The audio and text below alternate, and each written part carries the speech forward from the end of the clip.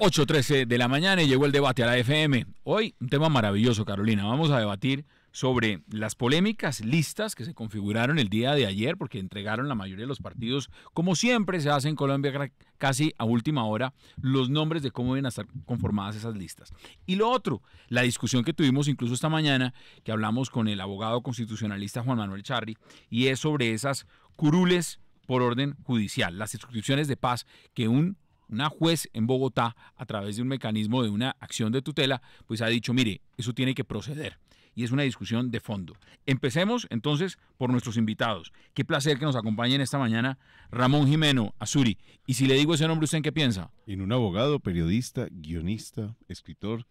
Amigo de la casa. Amigo de la casa, ha estado este año y está planillado para el siguiente también. Ramón, qué placer que nos acompañe. Muchas gracias, un placer estar. Igual, Azuri, si le digo Iván Cancino, ¿en qué piensa? En el penalista, en el escritor, columnista, profesor universitario, también muy amigo de la FM. Oiga, ya se volvió también columnista fijo en el Heraldo. Me invitaron al Heraldo, acepté esa oportunidad. Pero, muy contento. Pero se ha vuelto usted muy leído, le cuento. Adiós, gracias. Y algo se tiene que hacer para neutralizar las cargas. Iván Cancino, qué placer también. Y un saludo a Ramón, claro que sí. Gracias, bueno, Iván. entremos de una vez en materia. Carolina, contexto, ¿cómo quedaron esas listas? Esas listas en los distintos partidos. Hace unos minutos con Carl mirábamos los nombres de quiénes son los que van a encabezar a Senado, por ejemplo.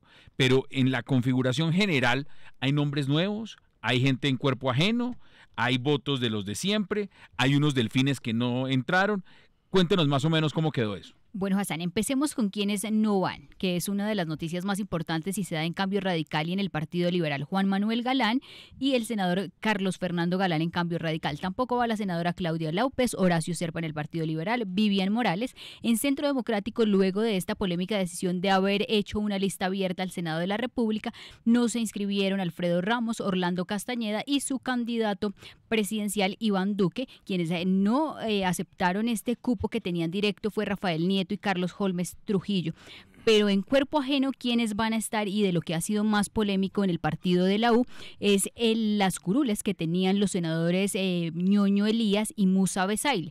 Por un lado, John Moisés Besaile Fayad estará en el puesto número 8 y buscará llegar al Congreso heredando los votos de su hermano, Musa Besaile. En el renglón número 12 de la lista del partido de la U también está Eduardo José Tous, que es ficha de Bernardo Elías, y también estará en la lista de Cámara de Representantes Julio Elías Vidal. Y va a estar también el hijo de Kiko Gómez, candidato al Senado por el antiguo PIN, es Opción Ciudadana. Sí, señor, Fernando Gómez, hijo del condenado exgobernador de La Guajira, Kiko Gómez, en la lista de Opción Ciudadana. Empecemos por ahí. Ramón Jimeno, ¿cómo le parecen las listas de la decencia y toda esta nueva configuración de listas?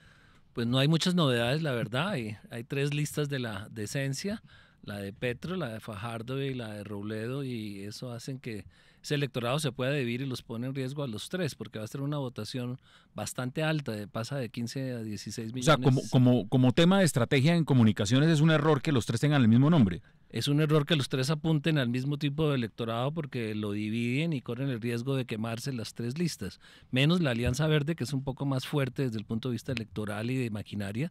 Tienen a Londoño, que tiene una tradición larga, y los verdes. La herencia de Claudia López deja una votación importante. Pero Robledo, por ejemplo, el Polo va a tener grandes dificultades para pasar. Entonces es un error no hacer una coalición para que los 3 estuvieran asegurados, y facilita que la derecha... Es decir, que esa alianza que llevaron con candidato único a la presidencia, que va a ser Sergio Fajardo, lo hubieran hecho también con una lista única. Claro, la han debido hacer con una lista única muy fuerte, incluyendo a Petro, porque para el Senado tienen que sumar fuerzas, si no los van a arrasar la U, Cambio Radical y el Centro Democrático, van a quedar con una votación muy pobre. Iván Cancino, pero en esa dirección en que está Ramón Jimeno, también hay que decir que la de Petro hay una alianza muy fuerte con Clara López Obregón. Sí, hay una alianza fuerte, pero hay que ver si alcanzan los votos para tener una participación importante de miras también a las elecciones presidenciales. Yo creo que una lista única hubiera sido la mejor opción. Igual en el Centro Democrático, la decisión de abrir las listas pues es una decisión válida, pero creo que equivocada desde el punto de vista del manejo de su partido. Considero que incluso va a tener más curules abriendo la lista. pero creo que va a tener menos personas que van a defender esa causa propia del presidente Uribe, y me preocupa es que como se está viendo el país con la Jurisdicción para la Paz, con la Comisión para la Verdad, van a ser 4 años de ataques muy fuertes a Uribe, y no estoy seguro si esos senadores que salgan de una lista abierta van a tener el mismo coraje de defender sus ideas, de defender su figura y de defender al país que piensa como el presidente Uribe. Es decir, que a nivel de estrategia política le convenía más llevar una lista cerrada donde él pone los votos y arrastra un montón de personas que entran con los votos de él, pero que al final son firmes. Correcto. Y lo van a defender hasta el final. Y lo otro de esa lista es que, por ejemplo, ayer hubo bastantes movimientos y creo que hoy pueden ser anunciados. Rafael Nieto va a ser el coordinador, un cargo que van a crear ahí en el Centro Democrático para el manejo de los candidatos al Congreso, o sea, va a ser como un guía.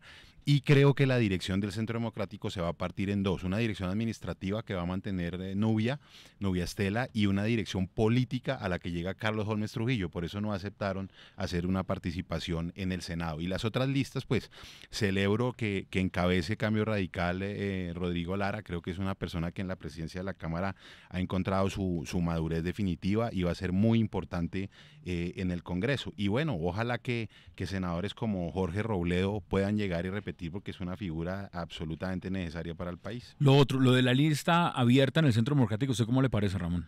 Da el mismo resultado, lo único que hace es clasificar por importancia electoral a los distintos aspirantes, porque la votación de Uribe va a ser la que jala, entonces las curules van a ser las mismas curules y se reparten simplemente por orden de importancia electoral, y eso es bueno para el Centro Democrático porque empieza a establecer categorías de dirigentes políticos, entonces es positivo, pero no cambia el resultado, y por ejemplo es muy interesante que ponga el coronel Plazas, un expresidiario acusado, para ver qué tanta votación tiene un personaje. Bueno, ya había estado en la lista su esposa. Sí, es Tania Vega. senadora. Sí, ahora, aquí hay un tema bien curioso, y es 2 hermanos y un mismo apellido, Galán.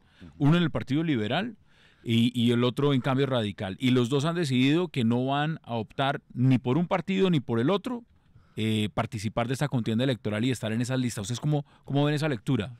Bueno, es que Cambio Radical es una vergüenza la lista que tiene, quitando a Char, de resto es una lista de lo que podrían llamarse delincuentes políticos electorales, o sea, es una de las peores listas que puede presentar Germán Vargas Lleras frente a un electorado como el colombiano que está buscando cambio. Si ya no es su partido, él está entregando firmas, ¿no? Le está entregando 5 millones. Su partido, si no quiere, de firmas. Así no quiere su partido. Entonces, para un Galán con el apellido Galán es una vergüenza estar en esa lista. Y lo mismo pasa con Gaviria. Gaviria está acabando el Partido Liberal, lo ha logrado acabar. ¿Pero qué tan cierto es eso si al final de cuentas uno ve a varios quejándose? Son Juan Fernando Cristo quejándose, Juan Manuel Galán quejándose, Sofía Gaviria quejándose, Horacio Serpa quejándose, y al final es el que sigue poniendo, él es el que ordena ese partido. Sí, pero cada vez pone menos votos. O sea, la última vez con Pardo sacó el 4% del electorado, que es una vergüenza. O sea, Gaviria parece destinado a acabar el Partido Liberal y lo está logrando. Esa lista es una vergüenza.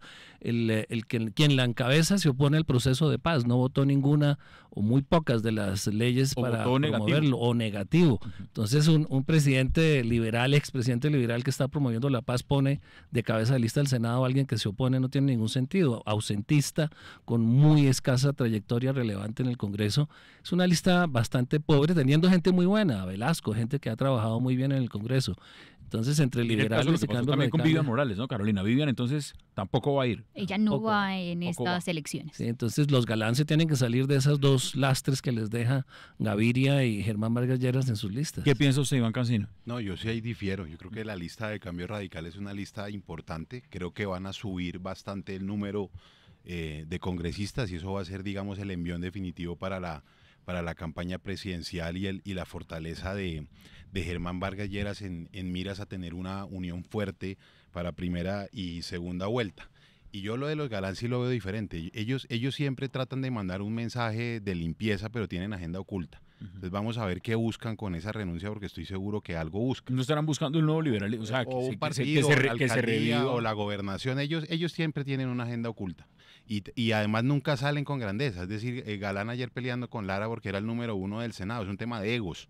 En vez de salir bien y decir, mire, sí, la verdad es que me puse bravo porque le dieron el 1 a Rodrigo y yo quería el 1, que es la pataleta que en verdad hizo, pues sale, es como siempre, haciendo una pataleta y le falta mucha grandeza. Esto no fue, en su opinión, esto no fue una discusión de cómo estaban compuestas la lista, sino que no me dieron la cabeza de la lista al Senado. Es un tema de egos y hay una agenda. Ellos van algo, especialmente Carlos Fernando. Juan Manuel seguramente tiene unos fines mucho más altruistas. Oye, y la agenda es quedarse por fuera del ejercicio parlamentario, que es negativa. Obviamente no son los mejores políticos que hay, pero la lista de Cambio Radical, claro, va a tener votos. Yo no digo que no tenga, lo que digo que son los votos delincuenciales de la clase política tradicional, igual que el partido de la U. Pues son los votos la llegada, por ejemplo, de alguien como Gustavo Bolívar a encabezar la lista de la decencia de Gustavo Petro, ¿cómo la ven? Petro siempre trata de apelar a ese tipo de estrellas que traigan votos, pero ya es un fracaso.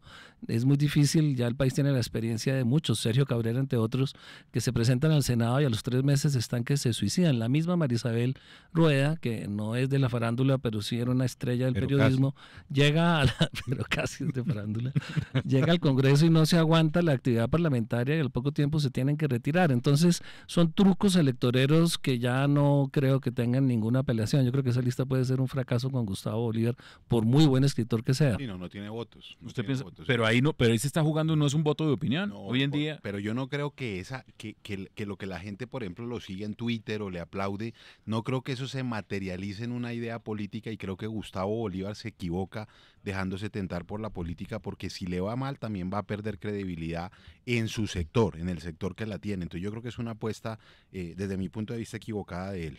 Vámonos al otro tema. El otro tema tiene que ver con la decisión a través de una acción de tutela, una juez en la ciudad de Bogotá, toda la discusión que se dio al final del fast track y de la agenda de ese acto legislativo de la implementación del acuerdo de paz tuvo que ver con las circunscripciones de paz. Entonces, ¿qué pasó? En la conciliación se dio una discusión muy fuerte en el Senado, donde algunos senadores dicen, mire, no se alcanzó el umbral para pasar esa figura.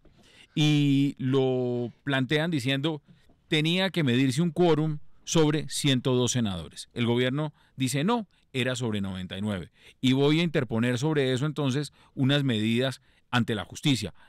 Ya tiene un consejo favorable, un visto favorable de parte del Consejo de Estado, y también ya hay una medida que se introdujo en el Tribunal Superior de Cundinamarca. Pero lo de ayer, Azuri, fue una acción de tutela, ¿no? Una acción de tutela. Un ciudadano dice que se le vulnera su derecho a la paz, a la participación, vida económica, política, administrativa, debido al proceso administrativo, y acude ante la juez Catalina Díaz Vargas, juez 16 administrativa, en un proceso en el que ella dicta una medida provisional antes del fallo definitivo, en la que básicamente le ordena al presidente del Senado que traslade este texto del acto legislativo al presidente Juan Manuel Santos para que promulgue esto mientras se resuelve de fondo la pretensión del ciudadano Robinson López. Iván Calcino, ¿se descuadernó de la democracia o ese es el mecanismo y sencillamente hay que acatar esas decisiones? No, a uno como profesor universitario no le queda bien decir lo que voy a decir, pero yo creo que estas decisiones no deben acatarse. La Constitución es muy clara en que uno debe acatar órdenes legales. Esta es una orden ilegal para mí. ¿Por qué es ilegal? Porque, mire, la tutela primero no cabía, porque es un acto de carácter general, como lo explicó perfectamente el profesor Charri en estos micrófonos más temprano. Segundo, porque hay otros mecanismos en curso como la acción de cumplimiento. Y tercero, porque es que aquí no se desconoció absolutamente ningún derecho fundamental. Aquí se hizo un trámite legislativo en el que el Congreso, en autonomía, en un país con democracia y separación de poderes, tomó una decisión. Usted imagínese ahora, cada vez que a un ciudadano no le guste que archiven un proyecto de ley o que se vote en el Congreso y se pierda, entonces tutela por derecho fundamental. Pero usted no podría alegar justamente eso, que es un derecho fundamental, no, porque es que lo que nos decía Juan Manuel Charri esta mañana es que la paz no es un derecho fundamental. No, independientemente de que sea o no, no se puede meter en lo judicial en un trámite que fue perfectamente acotado y perfectamente legal. Y el trámite sería una acción de cumplimiento que tampoco lo veo, porque cumplir qué si no fue ley. El Congreso hizo su trámite y ahora la otra discusión de la interpretación.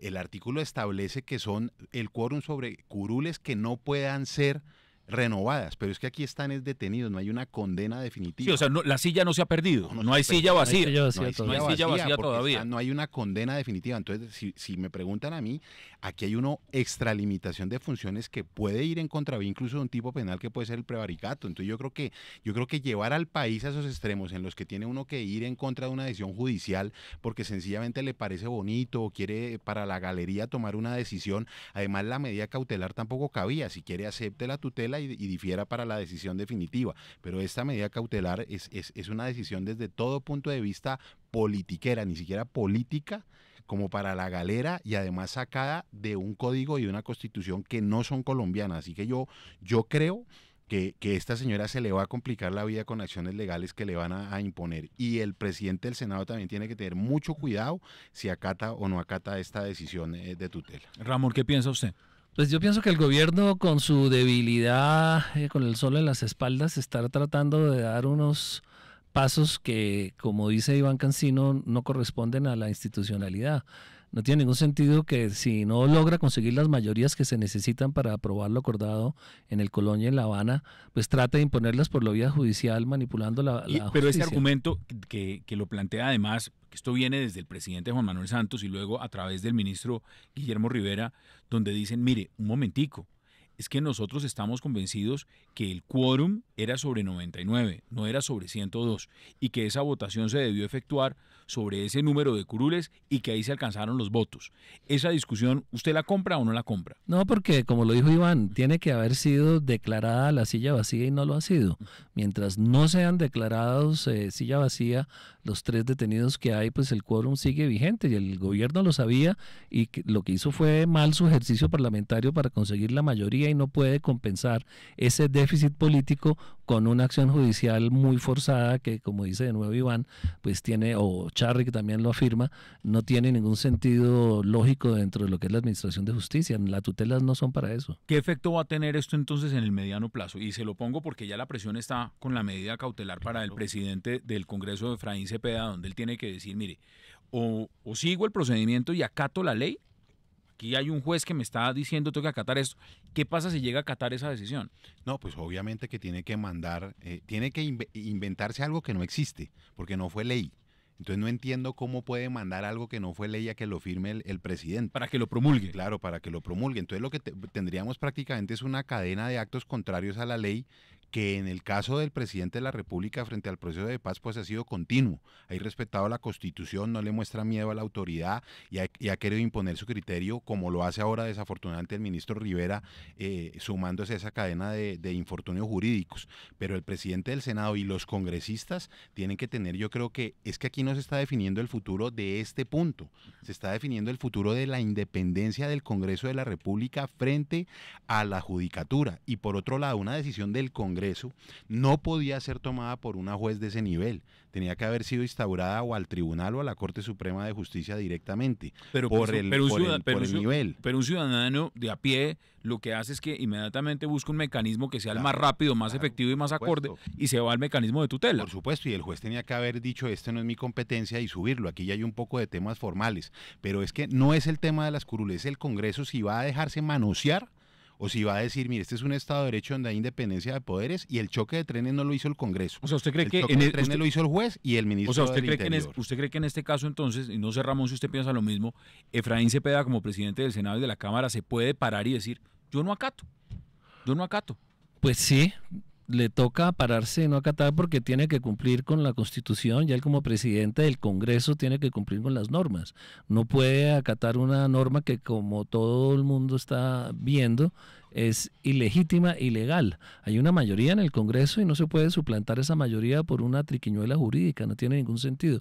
Lo que hay detrás es el esfuerzo del gobierno de imponer un acuerdo que no logra el consenso nacional. Tiene que hacer un ejercicio, como lo han planteado varios, que es hacer una pequeña constituyente de justicia con algunos temas del proceso de paz de manera que haya un consenso. La paz no se puede hacer con las minorías, hay que hacerla con las mayorías. Bueno, algunos están diciendo, y esto ya de manera tácita, que lo que pasa es que el gobierno no logró sacar adelante toda la implementación cuando todavía tenía sustento, mermelada y poder, que ya no pudo coger a las mayorías y decirles, mire, apruébenme estos textos como vienen. Pero hay unos datos, Carolina, que han surgido a partir de esa acción de tutela y tiene que ver no solo con la juez que tomó la decisión, sino también con la persona que interpuso la tutela. ¿Quién es esa persona? Esa persona es de Robinson López y al parecer, Hassan, la información que tenemos hasta el momento, Robinson es contratista del gobierno, justamente del Ministerio del Interior, y también haría parte de una UTL de un representante a la Cámara. ¿De una UTL? Eso es lo normal. Sí, señor. Un empleado Entonces, cumpliendo instrucciones. Y frente a la juez que toma la decisión, la juez Catalina Díaz Vargas, ella habría hecho parte del despacho de la magistrada María Victoria Calle, defensora muy jugada por la paz. del acuerdo de paz. Muy jugada por la Mira, paz. ahí lo que pasa es que hay que reconocer que las curules de las FARC, igual que estas 16 curules para las víctimas, cambian el panorama político y afectan a la clase política tradicional. Entonces hay un alineamiento para impedir que las FARC y todas estas fuerzas nuevas que han estado marginadas del proceso electoral tengan la voz en el Congreso, porque le están quitando voz a los antiguos parlamentarios, a los parlamentarios del clientelismo que representa la U, el Cambio Radical, Y que les encantan las listas abiertas, ¿no? Y que les encantan las abiertas. Entonces es esa batalla la que hay en el fondo. Las FARC no quieren, la clase política tradicional no quiere dejar entrar a las FARC ni a los movimientos cívicos que están por fuera al debate parlamentario, y eso es un gran error, pero esa es la realidad. ¿Cuáles son sus conclusiones? No, mire, que yo sí pienso que el Congreso tiene que fijar una línea muy clara si se va a dejar manosear, si se va a entrometer, si va a romper la Constitución en cuanto a la separación de poderes. Aquí no se está jugando un tema solamente de estas 16 circunscripciones, sino para el futuro de cualquier proyecto de ley. Segundo, el debate, totalmente de acuerdo con Ramón, además estas circunscripciones no son para las víctimas, ¿no? Aquí uno va viendo cómo se van direccionando. Tercero, lo que le queda claro al país es que el presidente de la República ya le importa un pepino todo, ya es la teoría del pato rengo que ya está saliendo y entonces toma decisiones porque sabe que ya no va a tener ninguna consecuencia. Eso lo llaman, Denise, es un lame duck, no. Sí. Lame duck, El lame cuando duck, alguien ya lame está duck. herido, al caído caerle. Y como consecuencia de eso no pasa nada. Y uno lo que ve es a las FARC descaradas, empoderadas por el presidente. No me acuerdo quién dijo una frase estos días en redes sociales que ni siquiera Timochenko era un presidente más pro FARC de lo que fue Santos. Va a entregar un país muy, muy, muy marcado, muy derrotado. Y eso se ve. Usted mire las declaraciones de los tipos de las FARC todavía con una prepotencia y parecen ya juzgando y no se dan cuenta que ellos van a ser los que van a ser juzgados. Atacan a los empresarios, atacan a los periodistas, atacan a la oposición sin el poder. Usted imagínese cuando lleguen nos a atacan un mucho a los Congreso. medios también. Horrible, por De eso se trata. Ahí sí discrepo de Iván, porque justamente la incorporación de las FARC, que no fue derrotada militarmente, sino que se incorpora por un acuerdo de paz, es la de ejercer ese rol de crítica a un sistema que todos estamos criticando. Fueron homicidas y ¿no? cuando se Pues les también pregunta hay por los eso se paramilitares, el ofenden. gobierno, el ejército, hay Ramón, violadores, es que etcétera. ese Entonces, tema todos de- en la mesa o no. Claro, no, ese tema de todos en la mesa o no, porque Solo entonces juzgar con a esto las FARC cuando justifico. el resto No, de yo gente le cometió Yo he delitos. atacado mucho a los paramilitares, pero yo veo a Mancuso en un uniforme caqui o anaranjado, a Jorge 40, a Macaco, y aceptando y diciendo las cosas que hicieron en un proceso. En cambio yo veo a Santrich, No es y a correcto los porque demás ellos los mandaron diciendo por que fueron incumplir. unas personas fabulosas, pues que ya Iván, los incumplieron. mandaron por incumplir el acuerdo de paz, que no Ramón, fue un acuerdo de paz, sino una Ramón, entrega del salir a Estado a decir los que ellos no tienen paramilitares. plata, que no devuelven niños, que no violaron, que van Ese al es un Congreso. debate que está incumplir superado. también. Es Yo un no debate creo que está esté superado completamente. Y las Es la negación del país a presidenciales- aceptar la No, verdad, lo que no se para quiere nada. hacer. El Senado y las elecciones presidenciales yo Y hay creo que nos empresarios van a reabrir ese delincuentes, debate. militares delincuentes, no todos, unos, Que los policías juzguen, delincuentes, que hay los juzguen. terratenientes delincuentes. Claro que los Y juzguen. todos quieren esconderse y echarle la No, culpa de toda la esconderse violencia no. a las FARC, y eso es Esconderse no, injusto. Ramón, aquí los han investigado, han sido acusados, han sido judicializados. Si Por faltan más. crímenes de lesa humanidad, ninguno. Claro que sí, la Corte Suprema de Justicia tiene congresistas abiertos en pruebas por lesa humanidad y la Fiscalía tiene empresarios investigados por lesa humanidad. Y esos empresarios no salen a decir en radio que ellos desconocen y que no reconocen a las víctimas, o que los medios de comunicación participaron del conflicto, o que yo no violeo, que yo no recluteo, que usted es un cínico. Estos señores no han entendido que son delincuentes graves y de lesa humanidad, y no lo entendieron porque el país se les regaló, se les arrodilló, se les hizo una genuflexión y están haciendo lo que se les da la gana sin responder a la justicia. Delincuentes políticos que se legalizaron a través de un narcoterroristas, fueron narcotraficantes. Es una categoría que cliché. Se velaron sobre el marco político. La guerrilla colombiana hace más de 15 años es un grupo narcotraficante. El terrorismo es todas las fuerzas públicas que utilizaron herramientas por fuera de la ley, como ocurrió en el Palacio de Justicia. Y se hizo un acuerdo de paz para empezar una nueva etapa en la sociedad colombiana en la que todos los delincuentes se legalizan. Violando la Constitución. Zanjada las posiciones. Los voy a sacar de para un último tema que lo tiene Azuri Chamá. Ya que tenemos abogados. Ya que estamos acá entre abogados. Salgamos. ¿Es consulta? Es consulta, ¿no? Es una consulta, sí, para no tener que acudir a una acción de tutela. Listo. ¿Hay o no hay mérito suficiente para que el señor Popeye regrese a la cárcel? Rápido, ¿sí o no? Después de lo de la fiesta. No, yo ya di mi opinión públicamente. La única causal es observar mala conducta.